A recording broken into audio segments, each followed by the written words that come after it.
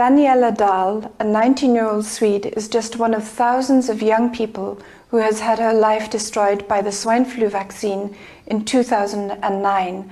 The vaccine gave her narcolepsy, a brain disorder associated with uncontrollable sleep attacks, hallucinations, and catalepsy. "I trusted them," she said. "I trusted them. One injection and my whole life changed." 50,000 people in Germany now have narcolepsy, according to a report in Die Welt from January of this year. Every sixth sufferer is a child. The average age is between 15 and 25 years old. The governments of Norway, Sweden, Finland, and Ireland have confirmed that the many cases of narcolepsy are due to the pandemic vaccine. There are many more cases expected to appear soon.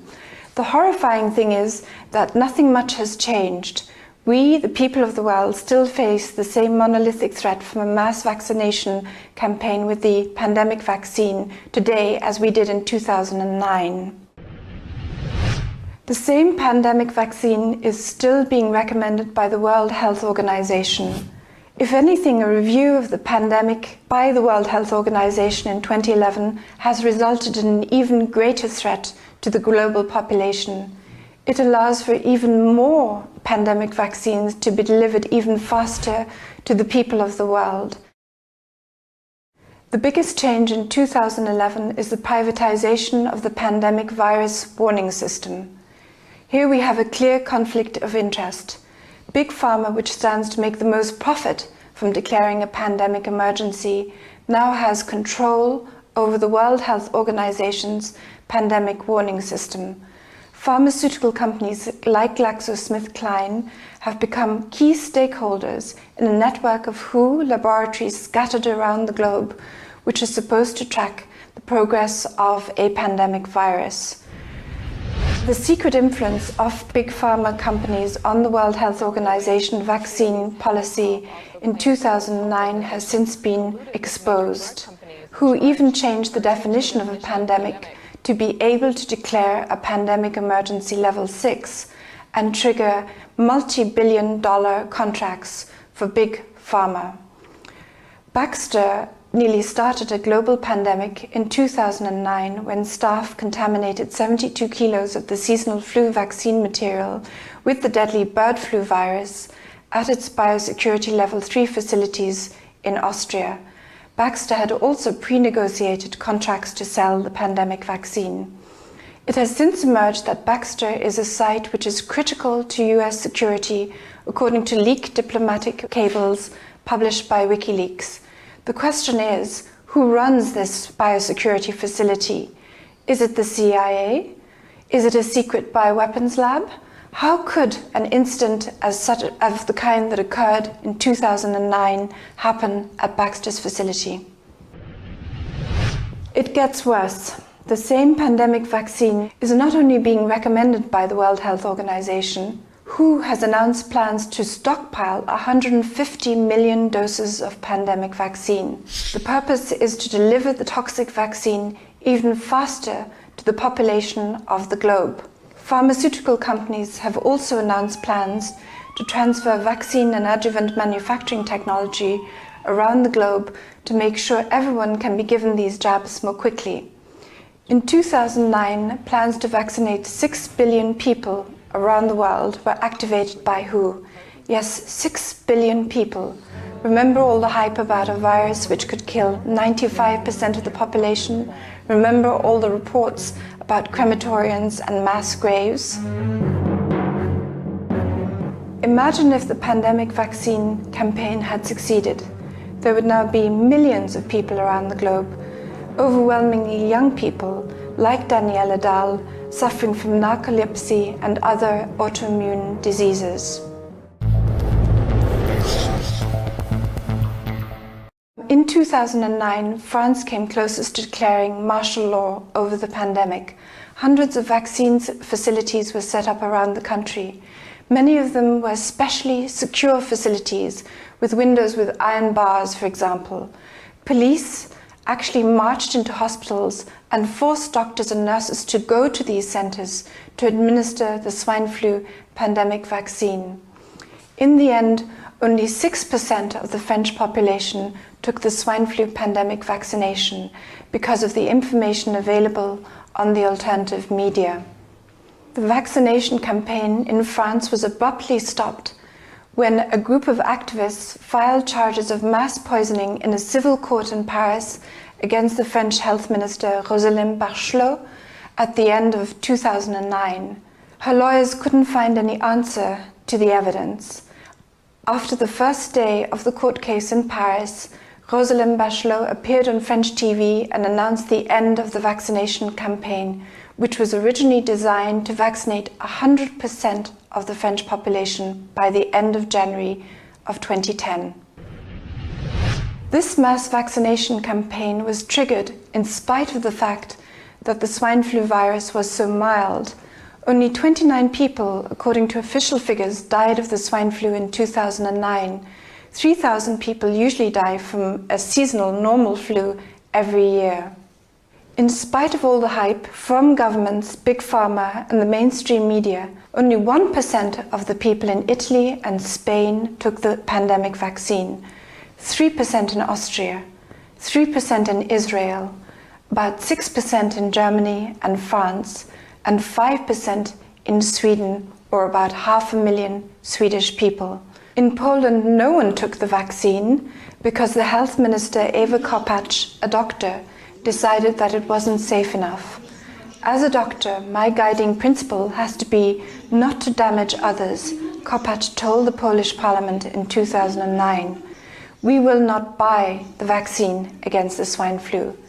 The Polish health minister was alone in refusing to trigger the pandemic vaccine contract with Big Pharma, apart from Russia, a country which also doesn't have chemtrails. And the Polish government paid a terrible price. Just days after Eva Kopacz gave evidence about the pandemic vaccine at the Parliamentary Assembly of the Council of Europe, PACE, 96 top Polish government and military officials were killed in a mysterious plane crash in Smolensk, itself now the subject of inquiry, after an enormous amount of evidence showed that this was not an accident, but an assassination attempt. The head of the PACE inquiry, UK MP Paul Flynn, dropped all mention of the scientific evidence that the swine flu vaccine adjuvant was damaging, the very reason that Kopacz, a doctor, had refused it. In his final report, published just a few weeks later, in June 2010, Eva Kopacz has been pretty much silent about the vaccine ever since. The PACE inquiry was a fraud and persuaded people that something had happened when nothing fundamentally had changed, and we face the same monolithic danger of a mass vaccination campaign with the same toxic vaccine as in 2009. Paul Flynn and PACE did not examine the evidence that the pandemic vaccine is dangerous. He excluded the issue of the political and military factors involved in a pandemic level 6 emergency declaration. He did not examine the issue that we can be given this pandemic vaccine by force, and there are provisions for forced quarantine. The PACE inquiry lulled people into thinking that effective action had been taken when no effective action has been taken. No one has been brought to justice, not James Murdoch, the son of Rupert Murdoch, who sat on the board of GlaxoSmithKline between January 2009 and January 2012. The Murdoch media empire promoted the pandemic virus hype. Justice has not been brought to Andrew Whitty, the chief executive of GlaxoSmithKline, the pandemics manufacturer of pandemics. Andrew Whitty was even awarded a knighthood by Prince Charles in May of this year. The managers who nearly started a global bird flu pandemic in Baxter in 2009 have also not been brought to justice. Alex Jones and InfoWars played a key role in promoting the PACE pandemic false investigation. From the very beginning, Alex Jones promoted the virus hype. It was only when information about the vaccines began to circulate on the internet that Alex Jones followed the wave to retain credibility. From the beginning, he excluded all the main critics of the pandemic vaccine, like Dr. Rebecca Carley and myself, from his show. Alex Jones even lied to his listeners about the reason why I did not appear on his show. The truth is, I was invited by his staff, but when the time came for me to take the call, there was no call from InfoWars. German lawmaker Wolfgang Wodak appeared out of nowhere on the Alex Jones show when the vaccine campaign was over and when it was clear that it had failed. Alex Jones helped promote Wolfgang Wodak and the PACE inquiry as the spearhead of the criticism against the mass pandemic vaccination program. The deceit extends beyond Alex Jones to other parts of the alternative media, including Jim Core in Ireland. Jim Core has never used his high profile or his many appearances on mainstream Irish TV to spread the word about the damage caused by the pandemic vaccine. What has happened to me since 2009 is a salutary warning about how little real free speech we have in Western Europe. In 2010, 3 attempts were made to psychiatrize me by elements in the Austrian government and also elements in the global elite. A government-paid researcher at the Ludwig Boltzmann Institute called Lucas Kenner, funded by Baxter, tried to have me confined twice at the start of 2010. He is also a doctor and a pathologist at Vienna's main hospital, and he has published about his cancer research in a Rockefeller journal. He had never met me, but he went to a psychiatrist who also works on a government bioethics committee and asked her to have me confined. An Austrian police inspector has filed charges against the psychiatrist, but the court case has still not started.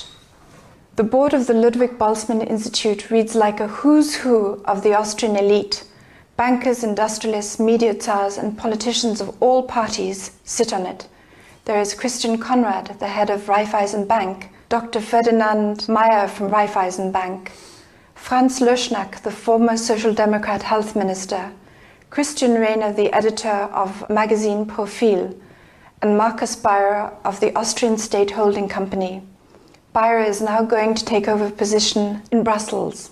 A third attempt was made to psychiatrize me by putting me under court guardianship, but that attempt also failed because I could prove the judge had lied and the publicity was too great.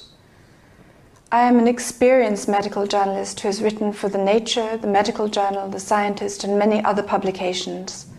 I presented facts and documents about the pandemic and the pandemic vaccine. What I said has proved to be accurate. That is why the globalist elite wanted to eliminate me.